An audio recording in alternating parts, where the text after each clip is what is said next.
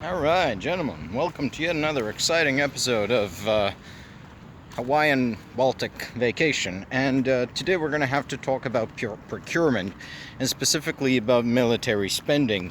Because, they had the NATO summit, right? The member states of NATO, they had the NATO summit, and they made the decision to boost military spending to 5% of GDP. Now, the actual just military type spending is going to be indexed at 3.5% of GDP, and that's a little steep but manageable. And the other 1.5% is going to go to infrastructure, which will facilitate military spending. So, for example, if you invest money to build a factory which will produce munitions, well, that counts towards the 1.5% of GDP that you're required to sink into infrastructure.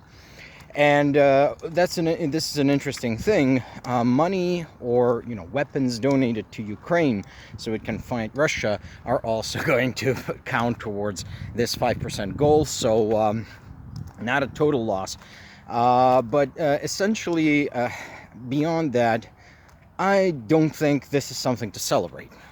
A couple of reasons.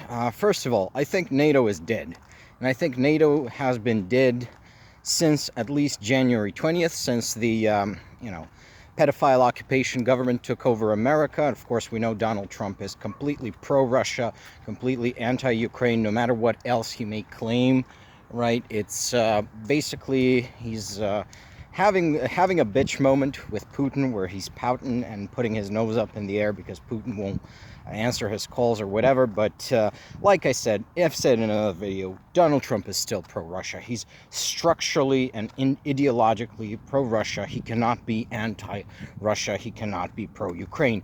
Donald Trump is an authoritarian. He's a criminal. He's pro-corruption. How can he be for a country which embodies criminality, corruption, and authoritarianism, or against it? It's like a no-brainer.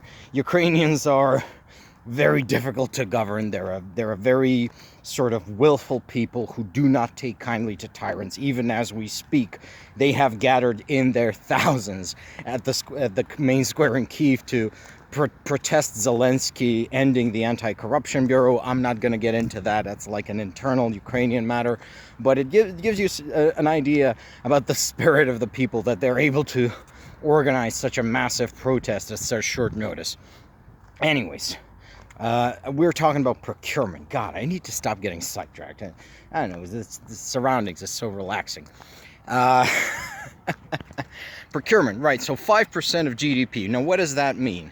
It doesn't really mean nothing, right? Because when you budget for the military, it's not so much what you spend, it's what you're spending it on. No, not how much you spend, but what you spend it on. The question when you ask is this: if a country is military is adequately armed, adequately supplied, you got to ask yourself, okay, so what is the mission of this country's military? That's the first thing. Second of all, can it fulfill its mission? Can it accomplish its grand strategic objectives with the weapons, ammunition, and supplies that possess? Can it sustain any hypothetical fights that might break out? Do they have deep reserves? How's the recruitment going? Are we paying soldiers enough? Are we paying them too much? Do we have enough soldiers? Do we maybe have too many soldiers? Right? These are questions you have to ask when budgeting for a military. And the main thing you have to count is not so much dollar value, but rather capabilities, functionalities. Now, can we do thing X, which is necessary for a strategic objective? So, you ask yourself, you think of a expeditionary military like France or the United Kingdom. They need to project power overseas. They're not just a self-defense force, right? So they need to build aircraft carriers and nuclear-capable submarines and strategic bombers and all shit like that. So, do we have aircraft carriers? Do we have all of these things that we need?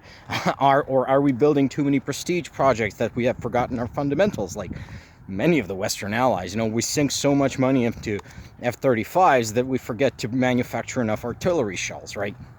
That's the first thing you got to ask yourself. Maybe you're a military, like here in Lithuania. The military in Lithuania isn't going to be mounting any expeditionary missions anytime soon, so they need to focus on their fundamentals, their defensive fundamentals, which will allow them to defend the country in the case of, let's face it, Russian aggression, right? I don't think Poland is going to bring back the Commonwealth by military means, although, you never know with those Polish, right? They're they're a little unpredictable sometimes. Just kidding. I love my Polish subscribers. I love all of my friends in Poland, especially the ones I go drinking with. Anyways, right, here in Lithuania, right, the military is focused on that. So the question they ask when budgeting is, can we manufacture enough ammunition? Can we procure enough ammunition, enough men, enough guns, enough whatever the fuck we need in order to defend our country?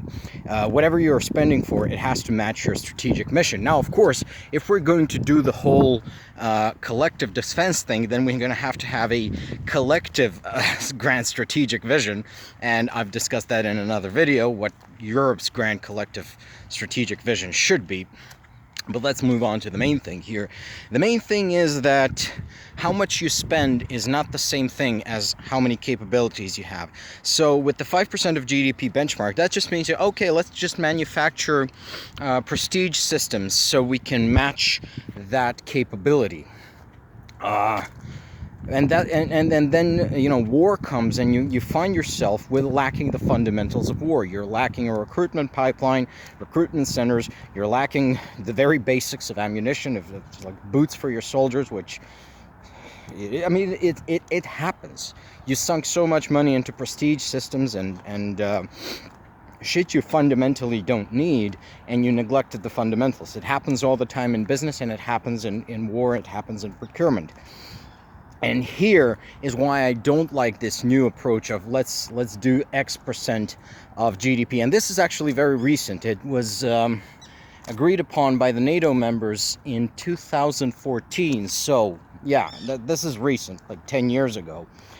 It's because it takes this very stupid American way of looking at the defense budget, where spending money equals good, not spending money equals bad. It does not take into account difference in purchasing power parity. It doesn't really take into account just the various capabilities which member states need in order to fulfill their part of the collective grand strategic vision. And fundamentally, one thing that I think Europeans don't understand, and a lot of Americans don't really understand either, that roughly half of the American defense budget is just pork barrel spending. It's as well as U.S. service people are fond of saying, the government paying Lockheed Martin to exist. It's bullshit pork barrel spending projects, like, for example, the Golden Dome, which is a program to defend the United States from short-range missiles. Like, who the fuck is going to fire short-range missiles into the United States? It is essentially a giant government subsidy to Lockheed Martin. There's a ton of this. This is like especially egregious because Trump is so loud about it. But previous administrations, they've been doing shit like this for decades. They were just more subtle about it because they're not stupid, unlike Trump. So a lot of that figure that's like U.S. defense spending, I don't know, how high is it, 3% of GDP or something? That's actually just pork barrel, inefficient waste of taxpayer money. And it's not going to get touched by any sort of efficiency drive in the Pentagon or the White House because, well, defense spending is unassailable, just completely unassailable. The U.S. Military buys a lot of shit it doesn't need, a lot of useless shit. A lot of it, and now the tech bros, they want to get in on the defense contractor grift, so that's going to increase. And this to me indicates that this entire wrong-headed attitude of the more you spend in dollars, the better your capabilities is just being, I don't know if it's leaking into the European allies or if it's being imposed by the insane whims of Orange Toddler. But it's a bad approach. The question we should be asking is, not how much as a percentage of GDP are we spending, but rather, do we have the specific capabilities we need in order to achieve our strategic objectives, our mission, our overall mission of defending the continent, maintaining, I don't know, freedom of the seas, containing Russia and China and all of these other hostile powers? Do we have the essential capabilities as a collective, as well as individual member states, to do what we ought to do? That's not a question of money. It's a question of, do we have enough weapons? Do we have enough men? Do we have enough ammunition? Do we have enough supplies? And that's, of course, going to cost money. And as a sort of back of the envelope calculation, Europe is not spending enough on defense. But it's not a question of whether we should be spending X percentage of GDP, but which capabilities are wanting and therefore need to be supplied, worked on. Do we need more men? Do we need more ammo? Do we need new types of systems? Maybe we need to invent some shit, right?